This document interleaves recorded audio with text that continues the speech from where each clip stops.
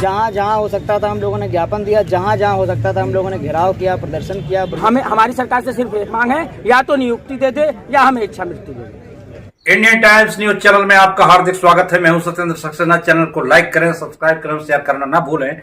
आपको बता दें कि 2019 की फार्मासिस्ट की भर्ती फंसी हुई है ये आयोग के चक्कर में।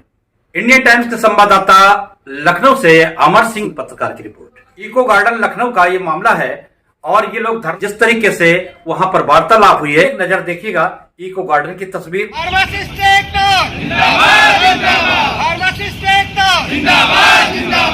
मेरा नाम दुष्यंत कुमार सिंह है। हम सभी यहाँ होम्योपैथिक चयनित फार्मासिस्ट इकट्ठा हुए हैं। हम लोग की वैकेंसी सन 2019 में आई थी। उसके तत्पश्चात हमारा फाइनल रिजल्ट समस्त प्रक्रियाओं को पूर्ण करने के पश्चात 2 नवंबर 2021 को जारी किया गया। सारी प्रक्रियाएं जैसे कि डॉक्यूमेंट वेरिफिकेशन, प्रथम सूची, द्वितीय सूची, सारी चीज़ें जारी करने के बाद आयोग ने जो अंतिम परिणाम जारी किया उससे कुछ लड़कों ने असंतुष्ट होकर न्यायालय का रुख किया और न्यायालय का रुख करते हुए वो कुछ सीटों पर स्टे ले आए। तो मेरा मात्र जो है सरकारी संस्थाओं से और सरकार से एकमात्र इतना ही प्रश्न है कि हम लोग जो भी चयनित छात्र हैं जो आज इस समय यहाँ पर एकत्रित हुए, जैसे कि आप हम सभी की भाव-भंगिमाएं देख सकते हैं कि हम लोग कितने परेशान हैं। एकमात्र प्रश्न हम लोग का ये है कि हम लोग को किसी प्रकार का नियुक्ति का जो है आश्वासन मिलते मिलते कितना समय लगेगा। मेरा कहने का तात्पर्य ये है कि हम लगभग हर सरकारी दफ्तर, हर सरकारी महकमे में, हर पदाधिकारी के पास जाकर अपनी गुहार लगा चुके हैं, कहने के लिए कि मुख्यमंत्री जी को मैंने स्वयं 13 बार ज्ञापन दिया है और बाकी लड़कों ने गोरखपुर में भी मिलकर उनको 5 से 6 बार ज्ञापन भेजा है। किंतु सिर्फ और सिर्फ आश्वासन मिलने के पश्चात, वो भी झूठा आश्वासन इस प्रकार से हमें हर बार यही कह करके टाल दिया जाता है कि आपकी 15 से 20 दिन में समस्त प्रक्रियाएं पूर्ण करने के पश्चात नियुक्ति करा दी जाएगी। हम उसके बाद फॉलोअप के लिए जहां भी जाते हैं कि सर आपने हमसे कहा था कि 15 दिन के पश्चात आपकी नियुक्ति करा दी जाएगी, तो मैं उन लोगों से ये पूछना चाहता हूं कि वह 15 दिन बीतते बीतते आज 2 से 3 वर्ष हो गया है। क्या किसी प्रकार की सरकार नियुक्ति की गारंटी लेती है, या हम लोग को ये बताया क्यों नहीं जाता है कि आपको परीक्षा पास करने के उपरांत, आपको ट्रेनिंग लेने के उपरांत आपको कोर्ट की भी स्थिति का जायजा लेना पड़ेगा या वहाँ की प्रक्रियाओं का भी सामना करना पड़ेगा। आपको बता दें होम्योपैथिक फार्मासिस्ट की 2019 में 420 लोगों की भर्ती का एक विज्ञापन निकला हुआ था। उस विज्ञापन में जिसमें सिलेक्ट हुए थे 412 लोग। अब 412 के बाद जो अन्य जो भर्तियां थी वो ईडब्ल्यूएस की भी थी। वो ईडब्ल्यूएस का मैटर ये कोर्ट के अंदर जाता है। वैसे तो देखा जाए, सुनने में यही आया है कि बड़ी मुश्किल से तो रिजल्ट उन्होंने घोषित किया और रिजल्ट घोषित होने के बाद फिर आता है तो ईडब्ल्यूएस पे अटक जाता है। तो आज इको गार्डन में, आज 16 मार्च इको गार्डन में आज प्रदर्शन जो किया गया है उस पर यह किया गया है, या तो मेरा 20 तारीख को जो डेट लगी हुई है सुप्रीम कोर्ट में, या तो 20 तारीख को मेरा निर्णय करा दीजिएगा, और नहीं कराते हैं तो आप मुझे इच्छा मृत्यु के लिए आप लिख दीजिएगा।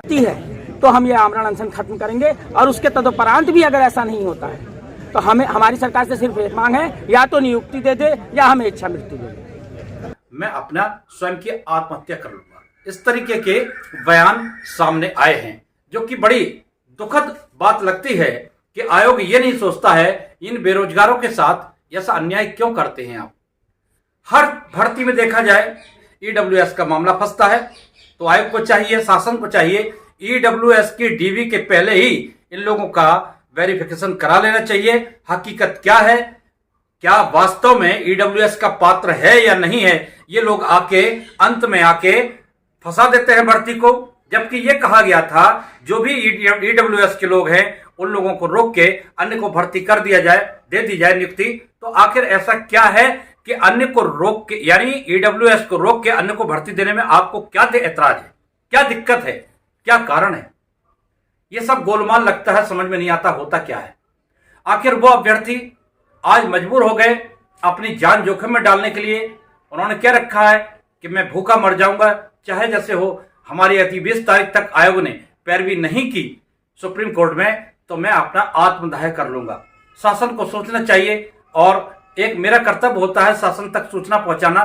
तो मैं यही पहुंचाना चाहता हूं कि आप लोग ईडब्ल्यूएस पर इतना ध्यान केंद्रित करें कि कम से कम जो सिलेक्टेड लोग हैं, फ्रेश में हैं, उनका तो चयन दे दे कम से कम। चाहे एएनएम का मामला ले लो, चाहे फार्मासिस्ट का मामला ले लो, ये 2019 से ये पड़ा हुआ मामला आज 2023 है। आप सोचिएगा कब तक सब्र करेगा बेरोजगार को एक एक दिन काटना मुश्किल पड़ रहा है, लेकिन शासन कब जागेगा? शासन ये कब जागेगा, कब ये करेगा भर्ती? ऐसे 9212 की भर्ती फंसी हुई है, जबकि ये कहा गया था कि ईडब्ल्यूएस की जो पात्रता श्रेणी में 277 लोग हैं उनको रोककर अन्य को लेटर बांट दिया जाए। लेकिन वो भी जहां की तहां, जैसा कि फार्मासिस्ट का हो रहा वैसे ही वो। लेकिन अब आर पार की लड़ाई है फार्मासिस्टों की। देखिए, इको गार्डन में आज भी वो लोग अपना प्रदर्शन कर रहे हैं। उन्होंने कहा अगर 20 तारीख को आयोग में के वकीलों द्वारा अगर मेरे केस की पैरवी नहीं की गई और कुछ समझ में नहीं आता है तो शासन इसका जिम्मेदार होगा। मैं आत्मदाह भी कर सकता हूं। इच्छा मृत्यु की मांग कर रहे हैं, मुझे इच्छा मृत्यु के लिए आप आदेश मतलब लिखित रूप से दे दें कि बड़ा उनका सोचने और गंभीरता का विषय है। और ये लोग धरना प्रदर्शन में लगे हुए हैं और उन्होंने कहा है कि अब होगी लड़ाई तो आर पार की होगी। 20 तारीख को उनकी शायद डेट लगी हुई है सुप्रीम कोर्ट में। और होता क्या है, हमने जब इन लोगों से जानकारी जाननी चाहिए तो उन्होंने बताया तो कभी तो जज गायब हो जाते हैं तो कभी आयोग के वकील ही नहीं पहुंचते हैं। यही आलम चलता रहा अब तक।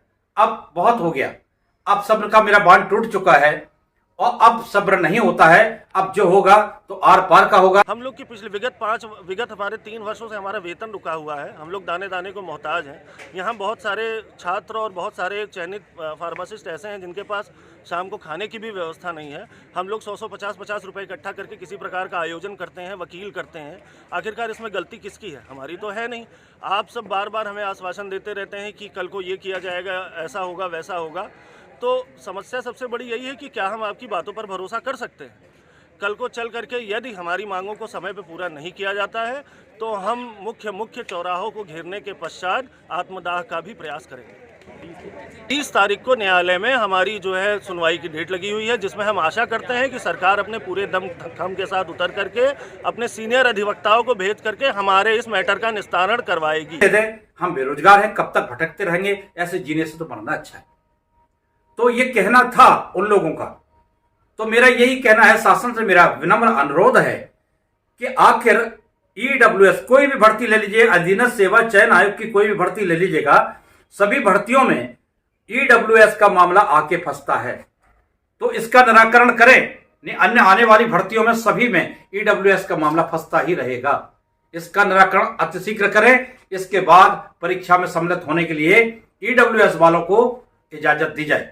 अगर वास्तव में ईडब्ल्यूएस का मैटर फंसता है तो ईडब्ल्यूएस की ऊपर संज्ञान में पहले लें, ईडब्ल्यूएस को रोक के और सबसे पहले वेरिफिकेशन कराएं और वेरिफिकेशन कराने के बाद जब मजबूती से हो जाए तब आप परीक्षा में बैठने की इजाजत दें। अगर 4 लोग या 10 लोग या 20 लोग ये कूद जाए और ईडब्ल्यूएस के मामले को उठा दें तो पूरी भर्ती चाहे हजारों की भर्ती क्यों ना हो, सारी भर्ती फंस कर रह जाती है। आखिर ये क्या है?